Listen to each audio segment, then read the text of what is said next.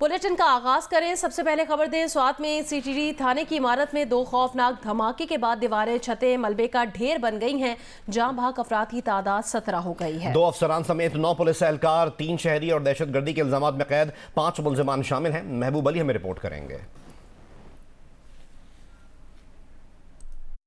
सवात में गुज़िश्ता शब सीटीडी थाने में धमाके के बाद सुबह के उजाले में तबाही के मनाजिर और भी ज्यादा खौफनाक नजर आए। धमाका इस कदर शदीद था कि दीवारें और छतें गिर गईं और करीबी इमारतों को भी शदीद नुकसान पहुंचा। IG KP के अख्तर हयात गंडापुर ने मीडिया को बताया कि धमाके में 9 पुलिस एहलकार और 3 शहरी शहीद हुए। दहशतगर्दी के इल्जाम में कैद 5 ज़ेर हिरासत मुलजिमान भी धमाके में मारे गए। DPO शफीउल्लाह गंडापुर ने जियो न्यूज़ को बताया कि माहिरीन ने क्राइम सीन का मुआयना किया है। इब्तदाई रिपोर्ट के मुताबिक शॉर्ट सर्किट से बारूद में धमाका हुआ, जिससे तबाही हुई। बाहर से किसी दहशतगर्दी के कोई शवाहिद नहीं मिले।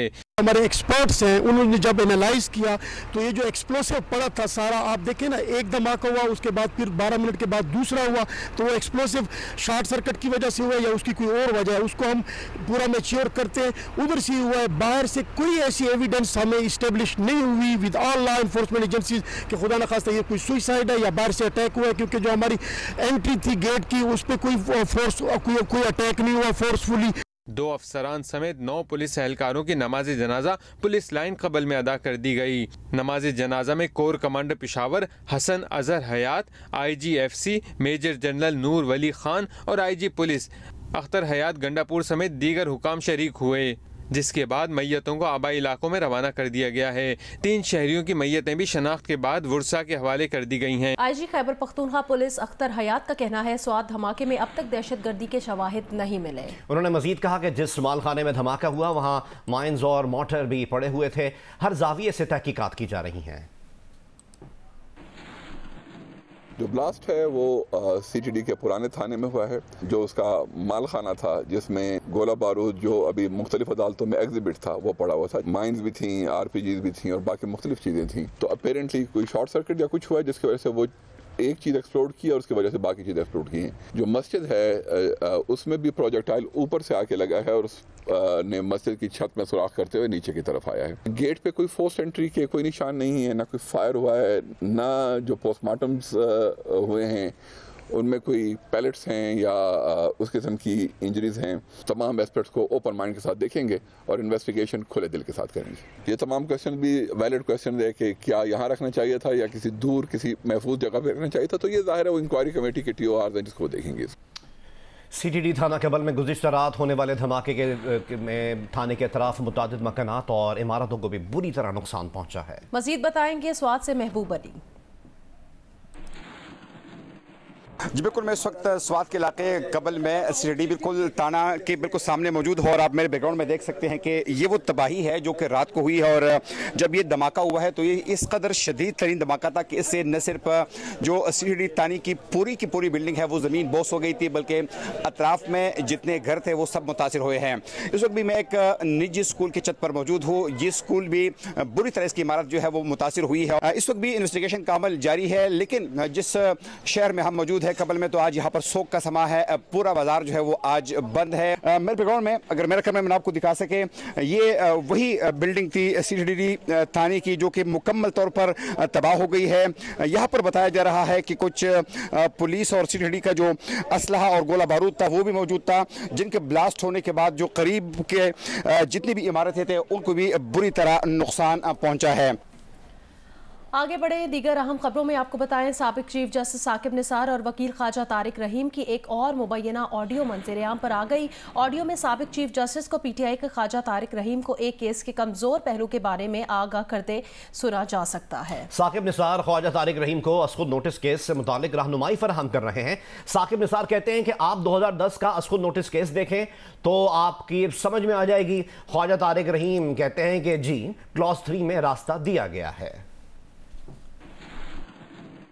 इसी मुबैन ऑडियो लीक पर बात करेंगे नुमाइंदा जियो न्यूज़ अयाज अकबर से। अयाज, साकिब निसार साबिक चीफ जस्टिस और ख्वाजा तारिक रहीम की जो ये मुबैना ऑडियो मंजर आम पर आई है, इसमें किस केस पर बात हो रही है, इसका थोड़ा बैकग्राउंड बताइएगा। देखिए सर, ये साबिक चीफ जस्टिस साकिब निसार और PTI के वकील ख्वाजा तारिक रहीम की एक मुबैना ऑडियो है जिसमें एक मशावरत दी जा रही है साकिब निसार, जो साकिब चीफ जस्टिस हैं, उनको एक तो 2010 में एक सो मोटो था, उसके हवाले से उनको एक बताया जा रहा है कि उसको देख लें। फिर एक बार एक जजमेंट आई है 2012 में सुप्रीम कोर्ट की, उसमें बाकायदा उन्होंने पेज नंबर उनको बताया है। ये सारा मामला जो है, जो आपको पता है 3 रुकनी बेंच, सुप्रीम कोर्ट के जो 3 रुकनी बेंच ने 14 मई के इलेक्शन के हवाले से जो फैसला दे रखा है, उसकी इम्प्लीमेंटेशन के हवाले से मुख्तलिफ ऑप्शन दिए जा रहे हैं या मशावरत दी जा रही है। और यूँ इनकी गुफ्तगू से ये बिल्कुल वाज़ेह है जिस तरीके से वो क्लेम कर रहे हैं कि हमारे पास ये वे आउट है। इसका मतलब है तमाम जितना भी ये मामला है, इसमें जो PDM और दीगर जो हुकूमती जमातें हैं, वो ये क्लेम करती हैं कि जिस साकिब चीफ जस्टिस साकिब निसार साहब हैं, वो फुली इन्वॉल्व है, हर तरीके से इनको मामले फराहम कर रहे हैं। पूरे जितने भी मामला है इसके अंदर वो बाकायदा तौर पर एक पार्टी के तौर पर सामने आ रहे हैं। इससे पहले भी कई दफ़ा इनकी मुबैना ऑडियो लीक हुई हैं, उसमें भी ये तासुर था, लेकिन इस ऑडियो में तो बिल्कुल क्लियर ये तासुर जा रहा है कि जिस तरीके से वो ये क्लेम कर रहे हैं कि हमारे पास ये एक रास्ता है, तो इसका मतलब है कि वो पूरा इस जितनी भी ये सारा मामला है इसमें वो भी पार्टी का किरदार अदा कर रहे हैं। ये पूरी सिस्टम का हिस्सा है।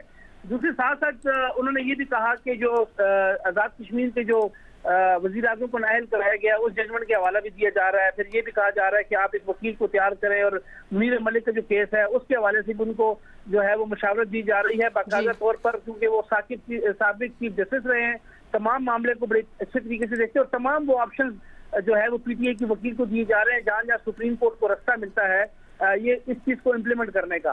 जो 14 मई का फैसला है, जिस तरीके से पार्लियामेंट में सारा मामला उठा, तो इस ऑडियो से तो बिल्कुल ये चीज आया है कि साबिक चीफ जस्टिस जो है वो तमाम इस गेम का बहुत शुक्रिया अयाज अकबर यूसुफजई अपडेट करने के लिए। रावलपिंडी में ईद पर आबाई इलाकों को जाने वालों के घरों में चोरी की कई वारदातें हुई हैं। मजीद जानेंगे जियो न्यूज के नुमाइंदे शबीर डार से। शबीर, बताएगा क्या मामला है? जी, ईद पर अपने आबाई इलाकों को जाने वाले परदेशियों के घरों में चोरी की मुतादिद वारदातें रिपोर्ट हुई हैं। रावलपिंडी के थाना एयरपोर्ट के इलाके गुलजार कायद में ईद के तीसरे दिन चोर एक घर में 15 तोले सोना और कीमती घड़ियां ले उड़े हैं। मुतासरा फैमिली ने पुलिस को दरखास्त दी है, लेकिन पुलिस ने अभी तक कोई कार्रवाई नहीं की है। थाना सदर बेरोनी के इलाके अडियाला रोड पर ईद के दूसरे दिन चोर घर के ताले तोड़कर सोना और नकदी चोरी करके फरार हो गए। इसी तरह थाना नसीराबाद के इलाके में बहुत बहुत शुक्रिया। रावलपिंडी से मैं अपडेट कर रहे थे नुमाइंदा जियो न्यूज शबीर डार। कराची इन दिनों गर्म मौसम की लपेट में है, तफसील बताएंगी शवाला असलम। जी बिल्कुल, हम आपको सीव्यू क्लिफ्टन से रिपोर्ट कर रहे हैं और आज ईद का चौथा रोज है और छुट्टी का आखिरी दिन है, लिहाजा कराची वालों ने बड़ी तादाद में साहिल समुद्र का रुख कर लिया। अगर आप मेरे पास मंजर पे देख सकें तो कुछ लोग जो है वो समुद्र के मजे ले रहे हैं और कुछ लोग ऊंट की भी सवारी कर रहे हैं। छुट्टी है तो इसलिए फिर साहिल समंदर ही पे एंजॉय करने आते हैं। सबसे बेहतर ऑप्शन यही है। यहाँ हम बहुत दूर से आए हैं सिर्फ समंदर के खातिर बच्चों के लिए।